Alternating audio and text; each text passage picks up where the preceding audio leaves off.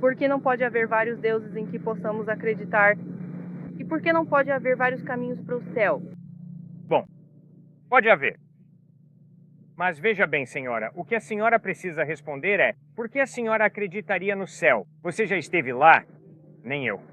Então, considerando que você nunca viu o paraíso, por que você, como um ser humano pensante, acreditaria que o paraíso existe? Eu. Significar, Por quê? Porque. através da fé cristã, não está implícito que, se você vive de acordo com a fé, você recebe perdão e vai para o céu? Sim.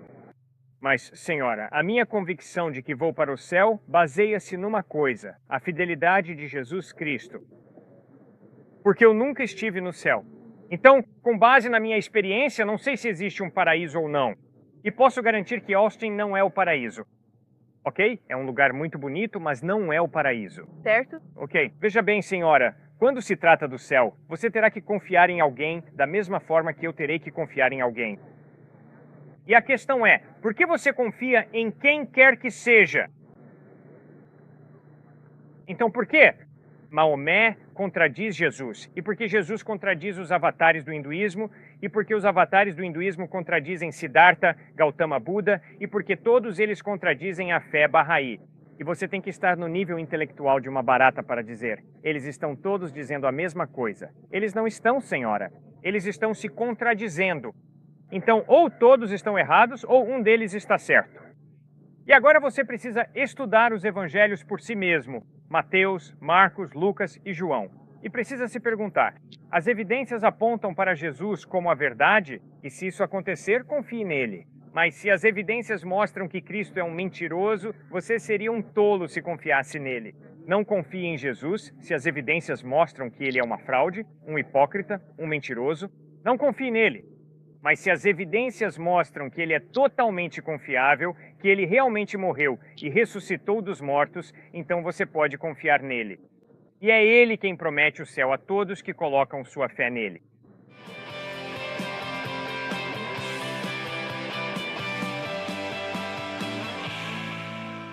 Muitos dos meus amigos são ateus e agnósticos, certo? E aqui está algo que meus amigos ateus e agnósticos precisam reconhecer se quiserem ser intelectualmente consistentes. Porque eles acreditam que não existe céu, nem dia do juízo. Isso tem grandes implicações para o agora, para hoje.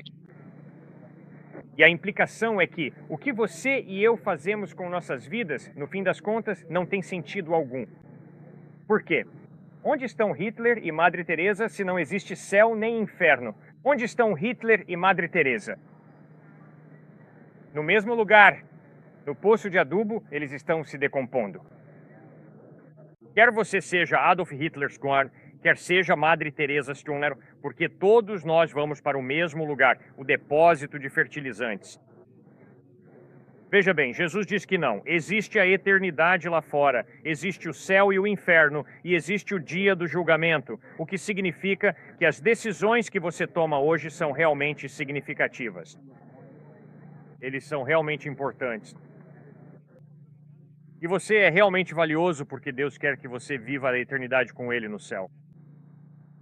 E virar fertilizante não é o plano de Deus para você, nem o desejo dele para a sua vida. Isso faz algum sentido? Sim, claro. Muito obrigado por levantar essa questão. Sim, senhor. Lá. Houve algumas questões em relação às coisas que você tem dito, sobre as quais eu tenho dúvidas, mas vou fazer uma pergunta rápida e curta. Uma das minhas principais dúvidas constantes é justamente essa. Considerando o que você mencionou anteriormente, um Deus triomni total, um onipotente, Onisciente? todo-poderoso, onisciente, onipresente, como você explica essa existência do mal e do sofrimento? Pode apostar? Muito lentamente, tendo que reconhecer que não posso te dar uma resposta completa, eu realmente não sei, em última análise, por que Deus permitiu o mal, o sofrimento e a morte. Mas aqui está meu primeiro ponto. Se você é ateu ou se você é agnóstico, qual é a sua solução para o problema do mal e da morte? Minha solução para o problema do mal? A solução. Qual é a sua solução para o problema do mal e da morte? Se você é ateu, se você é agnóstico. A solução para todos é ser o melhor possível.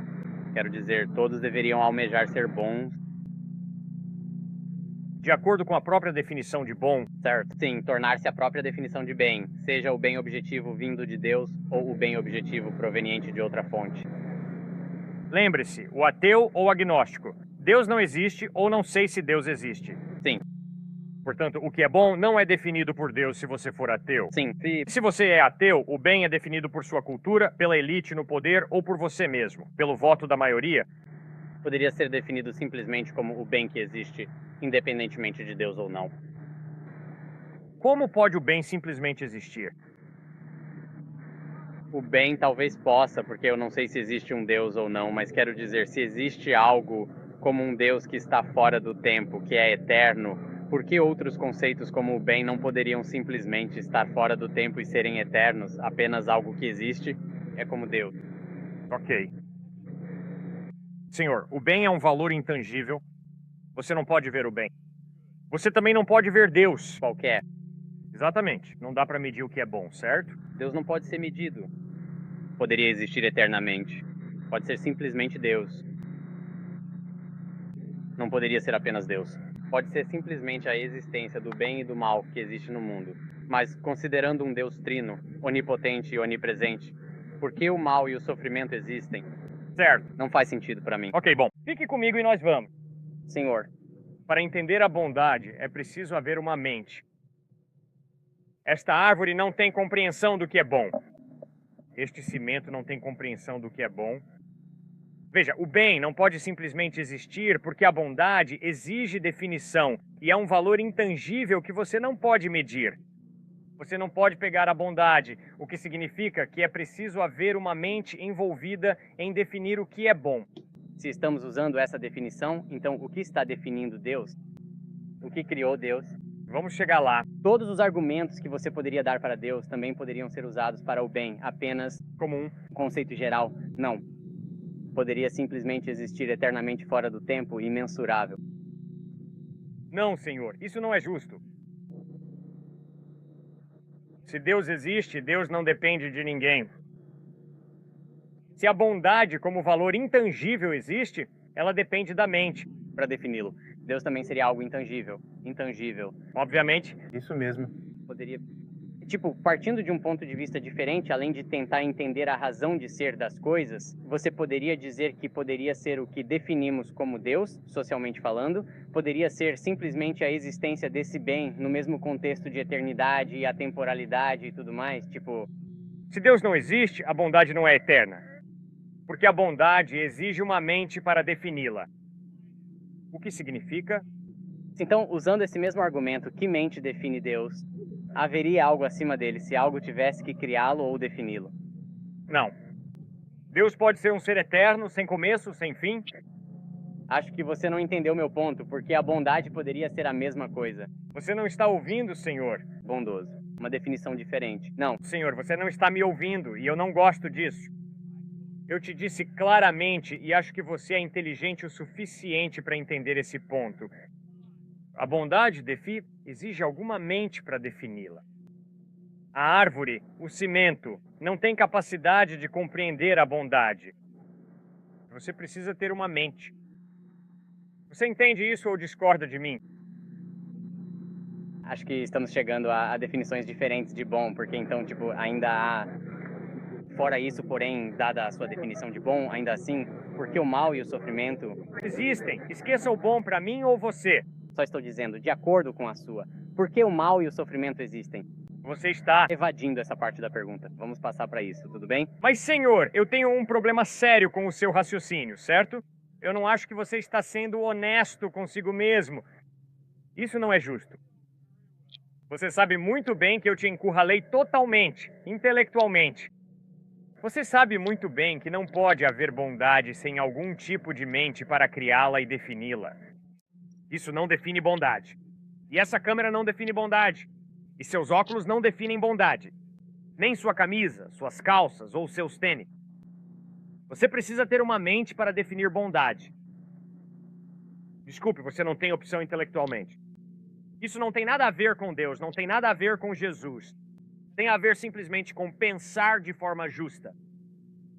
Certo, passando para o próximo. Ok, mas qual é o seu ponto? Ok, mas se esse Deus bom existe, por que existe o mal e o sofrimento? É bem simples, Senhor. Se um Deus todo-poderoso escolhe limitar parcialmente seu poder ao lhe dar livre-arbítrio, ao me dar livre-arbítrio, então se eu for até ela, der um tapa no rosto dela e disser: Deus me fez fazer isso, o que eu sou? Um mentiroso total.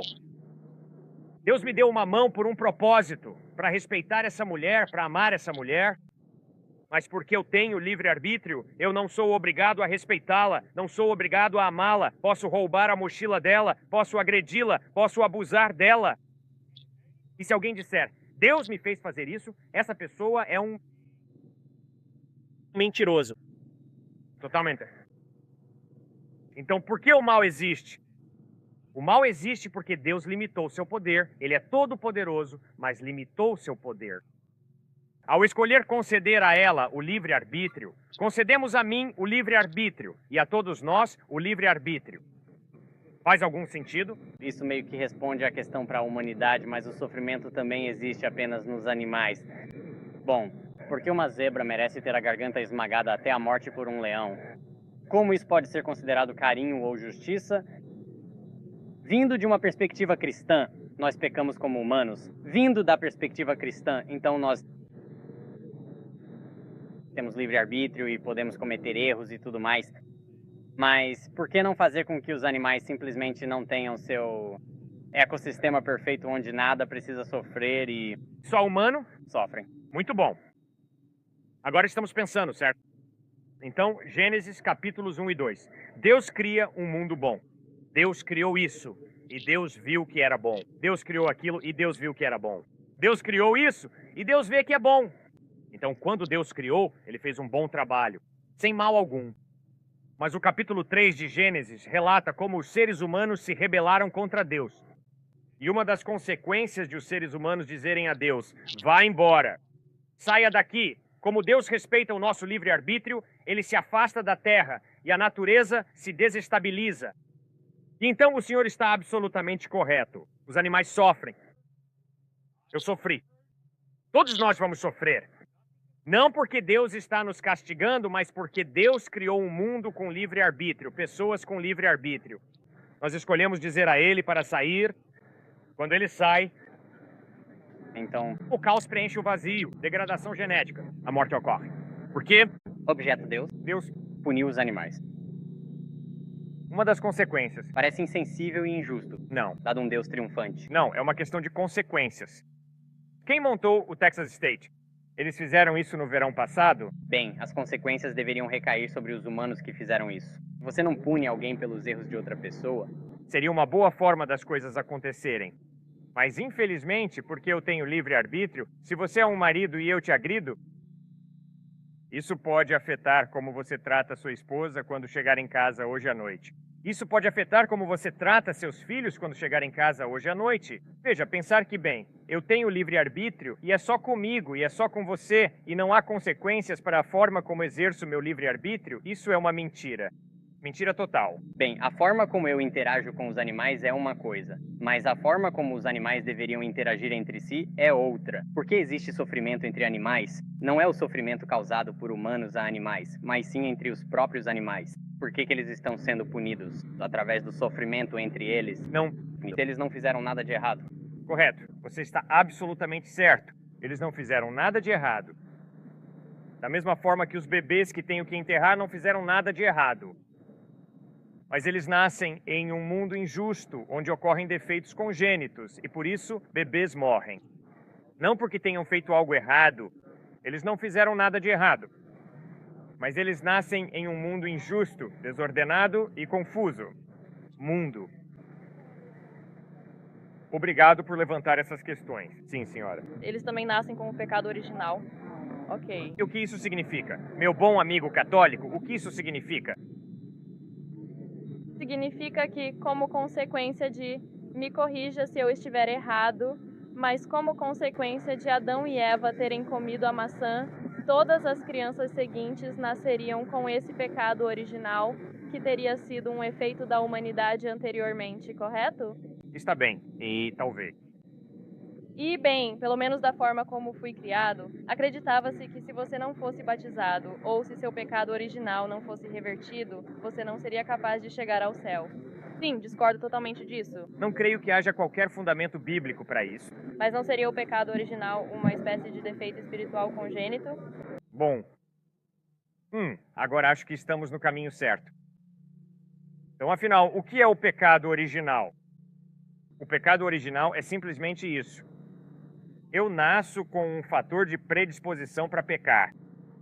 Isso não significa que tudo o que eu faço é mal. Meus amigos ateus fazem muitas coisas boas, eles têm consciência, mas todos nós pecamos. Todo ateu, todo agnóstico, todo cristão, judeu, budista, hindu, todos nós pecamos.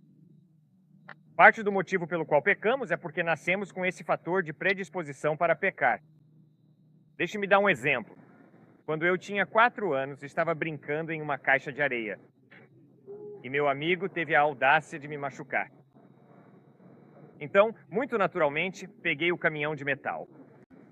Nunca tinha visto esse comportamento antes, mas muito naturalmente, peguei o caminhão de metal, bati na cabeça do meu colega de brincadeira e não foi nada bonito. Eu sou um pecador. Aquele é meu filho ali, vindo pra cá. Ele costumava sentar numa cadeirinha de bebê. Eu colocava um copo de suco de uva na frente dele e dizia: Stuart, não derrube esse copo de suco de uva da bandeja. E com um sorriso de orelha a orelha, ele dava um tapa de costas no copo de suco de uva e o derrubava da bandeja. Ele nasceu pecador. Do mesmo jeito que o velho dele, eu nasci pecador. Agora, o que isso significa? Significa que temos um fator de prontidão para pecar. Mas não podemos culpar nossa natureza pecaminosa pelo que fazemos, porque ainda temos o livre-arbítrio. Então, se eu der um tapa nela e você disser: espera um segundo, Cliff, o que você acabou de fazer com ela? Por que você fez isso? E eu digo: por causa da minha natureza pecaminosa. Isso é uma desculpa, porque eu ainda tenho vontade própria. E veja, aqui está o desafio. O desafio para mim é superar minha natureza pecaminosa com minha vontade e tomar decisões responsáveis. E é por isso que toda essa linha de pensamento na Texas State University, que é: eu nasci com esse desejo, portanto é bom, é uma farsa. Bem, posso te perguntar então, você acredita que bebês nascem com uma compreensão do bem versus o mal, ou você acredita que isso foi ensinado pela natureza humana? Ótimo! Muito boa pergunta. Eu vou responder isso. E então, Stuart, você responde. Estou convencido de que minha netinha, que tem 6 meses de idade, filha dele, não tem nenhuma compreensão do que é o bem e o mal. Mas estou convencido de que, quando ela atingir certa idade, e acho que isso varia de pessoa para pessoa, ela vai desenvolver sua própria compreensão do bem e do mal. Essa compreensão será fortemente influenciada pelo ambiente dela? Sim, senhora. A compreensão dela sobre o bem e o mal será limitada pelo ambiente dela? Não? Mais uma vez, tapa. Desculpe, você está levando tantas pancadas hoje. Você me pergunta, Cliff, por que você fez isso? E eu te digo porque cresci em um ambiente que me ensinou que mulheres que usam moletom dessa cor merecem levar um tapa. Isso não justifica. Porque, embora meu ambiente tenha me ensinado isso, eu ainda tenho uma consciência, uma mente racional e sou responsável diante de Deus para exercê-la. E para contradizer minha cultura, para contradizer meu ambiente quando começo a perceber que meu ambiente está errado. Deixe-me te dar um exemplo rápido. Eu joguei basquete universitário em alto nível. Eu era o pior cara do time. Eu tinha ótimos lugares em todos os jogos. Mas eu posso te garantir, quase, não todos, mas quase todos os caras com quem joguei basquete universitário, sobre o que era realmente a sexualidade humana, era tudo sobre levar o maior número possível de mulheres atraentes para a cama. Então eu precisei exercitar minha consciência e meu pensamento racional. Eu tive que me perguntar: foi para isso que Deus me deu minha sexualidade? Para transar com o maior número possível de mulheres bonitas? E era tentador seguir o exemplo deles? Quer dizer, esse era o ambiente. Quer dizer, poxa, a gente voava de jato para diferentes... Jogou contra UCLA, St. John, Carolina do Norte, Universidade Estadual, Wake Forest, quer dizer, sabe, estávamos em alta. Sabíamos o que fazíamos à noite, então tive que decidir: será esta a maneira correta de viver e de tratar as mulheres? Essa é a maneira correta de expressar minha sexualidade? Ou será que Deus criou minha sexualidade por um motivo diferente? Então tive que contradizer a minha própria cultura. E adivinha só, eu aprendi a respeitar as pessoas que contradizem sua cultura e não apoiam o racismo. Eu trabalho com alguns skinheads.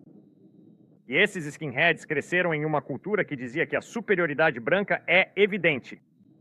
Mas há alguns skinheads que disseram: não, isso está errado e eu não vou seguir minha cultura.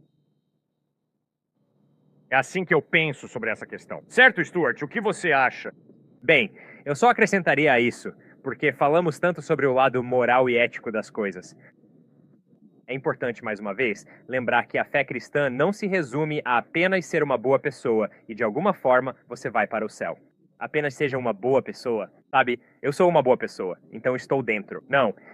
Respondendo à sua pergunta, muitos bebês nascem em diferentes contextos, né? Seja um bebê nascido de mãe usuária de crack, ou um bebê nascido em um lar muito religioso, ou um bebê cristão, um bebê Amish, digamos assim. Normalmente, eles nascem em lares muito carinhosos, amorosos, desde que não saiam dali, certo? Senão acabam excomungados. Carinho, amor, eles aprendem ética. Veja, quando você se torna cristão, cristãos cínicos, farisaicos, julgadores vão dizer: ah, bem, você deveria estar, digamos, 9 de 10 na escala de ética, ou seja, você deveria ser uma pessoa excelente. Mas não, Cristo não via dessa forma. O bebê que nasce em uma família Amish, em comparação com o bebê que nasce em uma família problemática, esse bebê, ao conhecer Deus desde muito jovem, vai estar em um nível mais alto. Eticamente, em termos de como vivem, do que aquele outro que, digamos, provavelmente vive uma vida bastante bagunçada, pelo menos no início. E ainda assim, ambos têm a vida eterna, porque aceitaram Cristo. Não é como se, de alguma forma, este aqui fosse estar em um nível mais alto no céu, como se houvesse níveis do que aquele outro.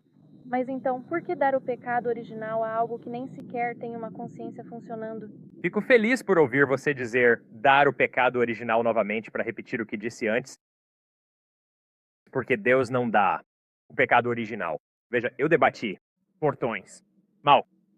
Mas, se analisarmos a interpretação, o que isso significa é que Deus julga diferentes grupos de pessoas quando eles praticam males tremendos. Assim como naquela passagem sobre o pecado original, Deus não nos dá o pecado original.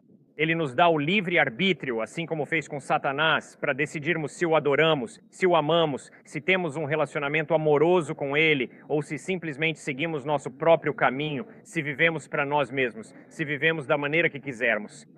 E então isso, com base em Gênesis 3, e no que aconteceu no jardim com Adão e Eva, o que eles decidiram foi: Deus, vamos te ignorar. Não nos importamos com você. Então eles passaram a viver do jeito deles e o pecado original começou. Mas concordando com o que você disse, de fato, nós nascemos em um mundo bagunçado. Então nós realmente temos uma inclinação para o pecado, acredito que você mencionou isso, desde a mais tenra idade. Mas os bebês também estarão no céu, porque quando o bebê de Davi morreu, sua esposa era Batseba. Ele diz: eu irei até você. Vocês não virão até mim. Então os bebês estarão no céu. Com base na pergunta feita anteriormente sobre sofrimento. Faz algum sentido? Sim. Muito obrigado por ter levantado essa questão. Sim, senhor. Então, eu acredito em Deus e me tornei cristão, e sei que isso só aconteceu porque sou americano, e obviamente a principal religião nos Estados Unidos é o cristianismo. Sim. Por isso eu me inclino para o cristianismo, mas tenho uma pergunta. Isso não justifica seguir o cristianismo, ok? Aprecio sua honestidade e autoanálise. Por favor, não acredite em Jesus Cristo só por ter crescido na América. Não. Então eu acredito em Deus. Bom. E eu não fazia isso antes. Certo. Mas continuo presa nessa história toda de Jesus. Sim. Porque se ele é sem pecado, ou se ele é sem pecado, existe a possibilidade de nascer outra pessoa que também seja sem pecado? Ou será que Jesus é o único? Bem, Jesus é o único que eu conheço até agora que nasceu sem pecado. E acho altamente improvável que alguém nasça sem pecado. Minha dúvida é, posso crer em Deus? Porque sim, sei que não posso vê-lo de fato, mas acredito nele. Sim. Difícil crer em Jesus por ele ter estado na Terra. É? E nem todos podiam provar sua pureza, né? Ele não estava cercado de pessoas o tempo todo dizendo... Faz sentido, muito bem colocado. Então talvez Jesus tenha pecado em algum momento. Mas eu tenho que seguir as evidências, e as evidências é o apóstolo João que viveu próximo de Cristo por 3 anos. E em 1 João, João escreve: nele não há pecado. Então você está certo, João não conviveu intimamente com Jesus por 33 anos. Apenas por 3 anos. Mas posso garantir que se um cara convive com Jesus por 3 anos e pode dizer honestamente, nunca vi esse cara pecar, isso é muito impressionante.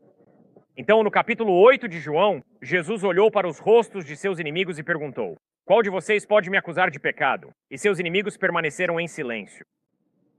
Nossa, posso te garantir, meus inimigos podem apontar muitas vezes que eu pequei. Stuart? Não tanto Jesus. Falava-se de Jesus como se ele fosse um mágico, como José mencionou, e como ele era desagradável. Mas outras fontes o contradizem, dizendo que ele simplesmente odiava o cristianismo e por isso dizia aquilo sobre Jesus. Então eu observaria mais seus seguidores, né, para falar sobre a ausência de pecado, porque eles eram conhecidos por algumas coisas diferentes.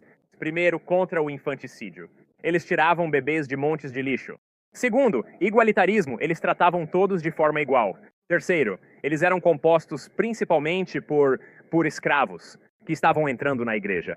Quarto, eles não eram retaliatórios. Eles eram conhecidos de uma forma muito estranha, por realmente não se vingarem de outros grupos de pessoas, o que era algo enorme naquela época. Então eu olharia para os cristãos como a evidência de Cristo. Ok, agora eu gosto muito de você. Então, Seja honesto e prossiga. então talvez isso seja só, tipo, a parte da crença, mas eu tenho dificuldade em acreditar nessa parte. Tipo, eu posso acreditar em Deus porque eu sei que nunca poderei vê-lo. Isso quer dizer, nós nunca podemos ver Deus. Bem, nunca podemos vê-lo, tipo, visualmente. Você acredita em Deus porque você não pode vê-lo? Não.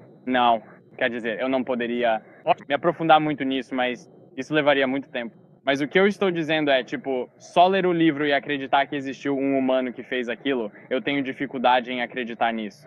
Tipo, muita dificuldade mesmo. Ok, mas eu estou te implorando. O senhor tem uma mente brilhante. Você se expressa bem e pensa com clareza. Lembre-se, você não pode acreditar em Deus simplesmente porque acredita em Deus. Você acredita em Deus porque existem evidências. Grande parte disso é senso comum? Bem, minha evidência é que existe uma verdade objetiva. Bom, E disso surge algo de bom. tudo bem. Mas não vejo Jesus em tudo isso. Não consigo entender a equação. Certo, mas muito bem, lembre-se, vamos começar definindo fé. Você não acredita em Deus simplesmente porque acredita. Não. Você acredita em Deus porque existem evidências de que Deus existe, certo? Sim. Ok, excelente. Agora faça a mesma coisa com Jesus. Leia os evangelhos Claro. Sim. e sim vai ser diferente. A evidência de que Deus existe não é histórica, Uhum. é filosófico. Certo. Ver ordem e design indica um designer. Ver um absoluto moral indica um legislador. Ok, você já tem suas provas. Agora, quando se trata de Jesus, não vai ser nada filosófico. Por quê? Porque ele afirmava ser Deus em forma humana. Mas eu gosto disso porque significa que podemos analisar Cristo historicamente. Uhum. Por isso, Paulo escreve em 1 Coríntios 15: se Jesus Cristo não ressuscitou dos mortos, somos tolos por crermos nele. Porque a voracidade e a veracidade de Cristo se baseiam na sua afirmação: vou morrer e ressuscitar dos mortos. Nossa, que grande erro, Jesus. Qual é o erro? Você nos deu uma forma de te verificar ou de te desmentir. Se você não ressuscitar dos mortos, você, Jesus, é um mentiroso. Mas se você ressuscitou dos mortos, você, Jesus, é a verdade.